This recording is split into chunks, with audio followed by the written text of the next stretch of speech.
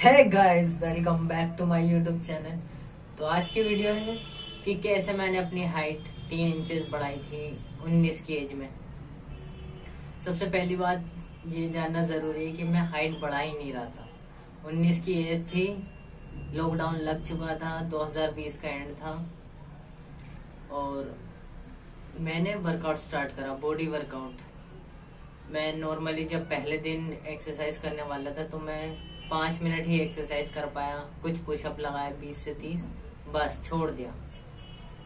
मेरा पहला महीना वर्कआउट का ऐसे ही गया, कभी करता कभी नहीं करता, ऐसे ही वर्कआउट करते करते करता रहा मैं। और धीरे मुझे पता ही, मैं कभी भी हाइट बढ़ाने के लिए एक्सरसाइज नहीं कर रहा था, मैं अपनी बॉडी को बढ़ाने के लिए एक्सरसाइज कर रहा था और मैं करता रहा। जैसे जैसे दिन बीतते गए, जब पूरा वर्कआउट को 1 साल हो गया और मैंने अपनी हाइट देखी तो उसमें बहुत फर्क था। लोग कम्प्लीमेंट भी दे रहे थे कि हाइट बढ़ चुकी है और पूछ रहे थे भाई क्या खाया क्या करा। मैंने कुछ नहीं करा था, मैं बस नॉर्मली एक्सरसाइज कर रहा था 10 मिनट 20 मिनट।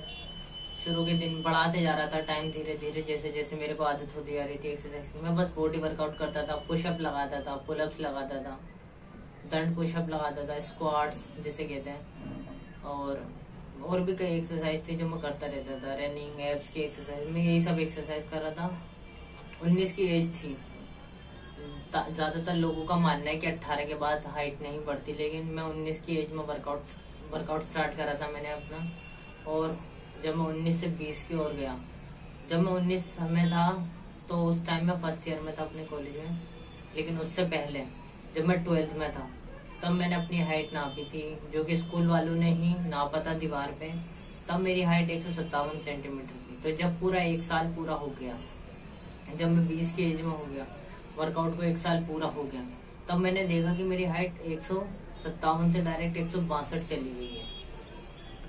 तो जबकि मैं तो हाइट इंक्रीज की एक्सरसाइज कर ही नहीं रहा था, तो ये हुआ कैसे? मैं बॉडी वर्कआउट करता था और बॉडी वर्कआउट भी बिल्कुल हाइट इंक्रीज की एक्सरसाइज की तरह ही है।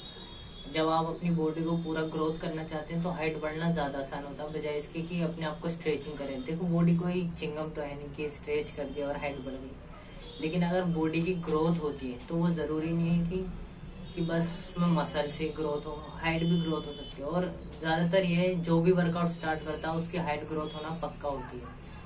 तो बस इसलिए मैं इस चीज पे जोर देता हूँ हाइट बढ़ाने के लिए कि बॉडी वर्कआउट करो, क्योंकि वरना हाइट बढ़ाने का भी कोई फायदा नहीं। अगर आप सूखे से दिखो, बिल्कुल पतले से, कोई अच्छा देखने में भी अच्छा नहीं लगेगा फिर बंदा।